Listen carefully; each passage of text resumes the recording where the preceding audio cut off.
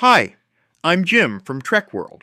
Before Star Trek ever reached the stars, a war was already raging, not on screen, but behind one closed door, where writers whispered warnings, tempers flared, and Gene Roddenberry fought to control every word that defined the universe. The following program is brought to you in living color by Trek World. The following video is the most current in a series of videos that will give you a truly unique viewpoint of the behind-the-scenes happenings during production of Star Trek: The Original Series. The video is based entirely and exclusively on the book Inside Star Trek, which was written by Herb Solow and Bob Justman. You will find an affiliated link in the description that will take you to Amazon to check on availability of a good deal. I highly recommend that you buy a copy of this book and read it. Between this book and The Making of Star Trek by Stephen Whitfield and Gene Roddenberry, you have the only insiders present at those earliest days to carry these stories forward. Or, as they say, straight from the horse's mouth. Every time I revisit and trace the creative tensions that shaped the original Star Trek, I'm struck by one truth. The war wasn't in the stars. It was in the writer's room. And for all the elegance, optimism, and philosophical ambition we see on screen, the road to those stories was paved with arguments, rewrites, and bruised egos. That conflict, that storm at the heart of production, is part of what made Star Trek burn so brightly. And at the center of it all stood Gene Roddenberry. We tend to speak of Roddenberry as the great bird, the visionary, the idealist. But he was a far more complicated portrait. One filled with creative brilliance, yes, but also insecurity, competition, and a fierce need to control every word that reached the screen. And the writers felt it.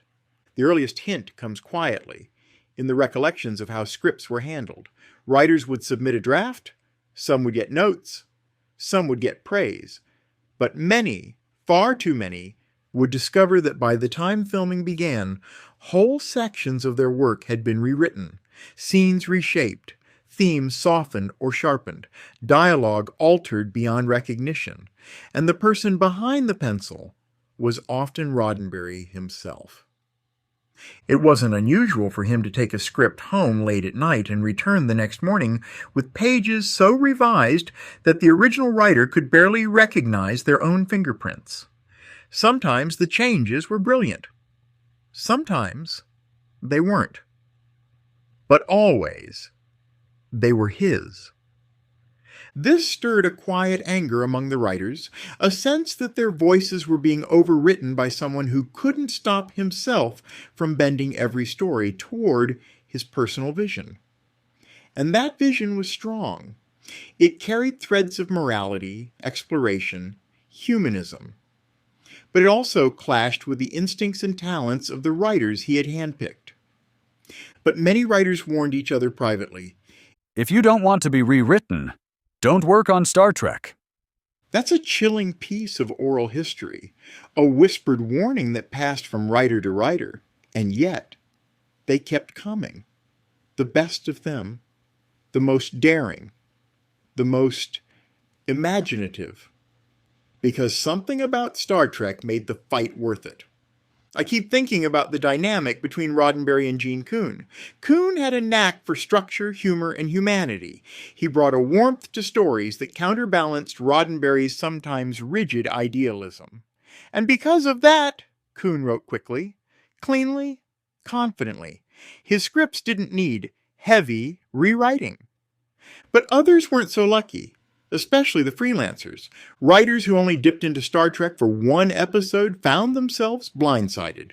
They'd pour their hearts into a story, only to see their best lines altered, their ideas reframed. Sometimes they didn't learn this until the episode aired. Imagine that, turning on your television, waiting to see your creation alive on screen, only to realize it isn't really yours anymore. That stings, and makes it clear that many writers never quite forgave it. Harlan Ellison is the most famous example, but he was far from alone. Ellison's rage wasn't just about changes to City on the Edge of Forever. It was about the pattern. The sense that the showrunner saw scripts as raw material, not authored works. Roddenberry believed it was his responsibility to protect the tone of the show, and he was right, in part. Without a strong hand on the wheel, Star Trek could have easily become a scattered anthology, each episode reflecting a different worldview. Roddenberry wanted consistency, a philosophical spine, a moral clarity that held the universe together. But consistency came at a cost. Writers who brought darker themes, addiction, madness, bureaucracy, human frailty, often had those edges sanded down. Scenes that hinted at internal conflicts within the Federation were softened.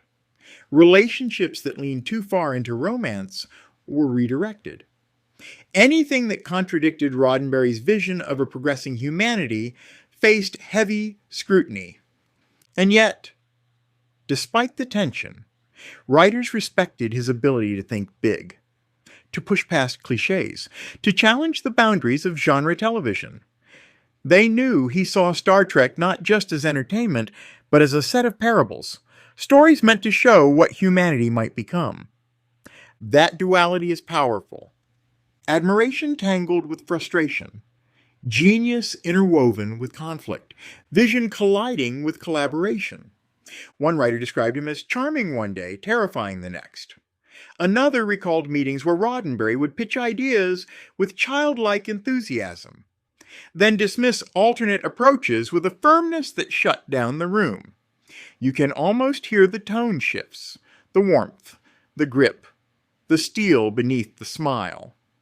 Great leaders can be like that. And in Star Trek's case, the friction became part of the process. The writers wrote boldly because they knew Roddenberry might cut them. Roddenberry rewrote boldly because he believed the show carried a message. The result was a series that walked the line between individuality and ideology, a tension that, strangely enough, fueled some of its greatest episodes. But the war wasn't only creative. It was personal. Contracts mattered. Credits mattered. Payment mattered. And there was the quiet resentment that grew around the issue of shared story credit. Writers whose names appeared on screen next to Roddenberry sometimes felt it wasn't really a collaboration, that their work had been taken, reshaped, and then partially attributed to the showrunner. This was especially true in episodes where Roddenberry made extensive changes but still took story or teleplay credit. It left writers feeling overshadowed, or worse, erased. And the Writers Guild rules, as they were applied then, didn't always protect the freelancers. These grievances simmered quietly beneath the surface as Star Trek found its footing. But even then, something kept the writers from walking away entirely. The world they were helping build. A world of optimism. A world where conflict led to understanding. A world where humanity rose above its own limitations. It must have been strange, writing idealism while feeling frustration. There's a beautiful irony in that. The same man who preached cooperation, unity, and diplomacy often struggled to practice it behind the scenes. And yet, that struggle shaped the show's best tension. The tension between who we are and who we hope to be. As the first season unfolded, a pattern emerged. Scripts would arrive. They'd be judged. Roddenberry would rewrite. Kuhn would sometimes step in to help. Justman would try to mediate. Directors arrived on set with pages still warm from revisions. Actors learned lines that hadn't existed the day before, and yet, somehow the show stayed cohesive. It shouldn't have. Not with that level of friction, not with that many rewrites, not with that much emotional weight. But maybe that's the strange alchemy of Star Trek. Its brilliance wasn't born from harmony, but from tension. From creative sparks colliding. From disagreements that forced the writers to sharpen their ideas, clarify their themes, and elevate their stories. Roddenberry's made a habit of giving long philosophical speeches about humanity's future. Not always what the writers wanted to hear when they were racing deadlines, but those speeches fed the show's heartbeat. They gave Star Trek a moral compass, a set of guiding principles. Even the rewrites, frustrating as they were, ensured the series spoke with one coherent voice. There's something almost touching about that. A man trying to articulate his dream, like even if he didn't always articulate it kindly. And the writers? They pushed back in the only ways they could. Through clever structuring, through metaphor, through characters that subverted expectations, through emotional arcs that slipped past Roddenberry's guard. Some episodes succeeded despite rewrites. Others succeeded because of them. But all of them carry the fingerprints of conflict. The war eased over time, but it never vanished. Even as new writers arrived and the show gained momentum, the original tensions echoed in every draft, every meeting, every late-night rewrite session. Collaboration and competition existed side by side. Star Trek was in many ways a creative battleground. And yet, look what that war created. Episodes that still resonate, characters that still breathe, a universe that still inspires. Roddenberry's war with his writers wasn't pretty. It wasn't gentle. It wasn't even fair. But it was real. And it was part of the crucible that formed something extraordinary. The writers shaped the stories. Roddenberry shaped the writers, and somehow through friction, fire, and force of will, they shaped each other. Maybe that's the final lesson hidden in the historical record. Great stories aren't born from comfort. They're born from the struggle to say something true. And Star Trek, this impossible, ambitious series, needed every argument, every rewrite, every stubborn defense of